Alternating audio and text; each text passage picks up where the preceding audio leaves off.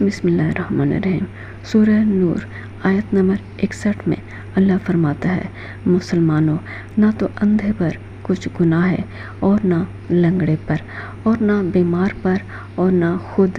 تم پر کہ اپنے گھروں سے کھانا کھاؤ یا اپنے باپوں کے گھروں سے یا اپنے ماؤں کے گھروں سے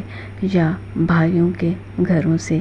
یا اپنی بہنوں کے گھروں سے یا اپنے چچاؤں کے گھروں سے یا اپنے پھوپھیوں کے گھروں سے یا اپنے ماموں کے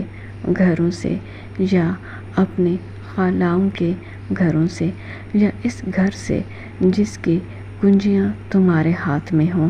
یا اپنے دوستوں کے گھروں سے، اور اس کا بھی تم پر کچھ گناہ نہیں کہ سب مل کر کھانا کھاؤ یا جدا جدا، اور جب گھروں میں جایا کرو تو اپنے گھر والوں کو سلام کیا کرو۔ یہ اللہ کی طرف سے مبارک اور پاکیزہ تحفہ ہے۔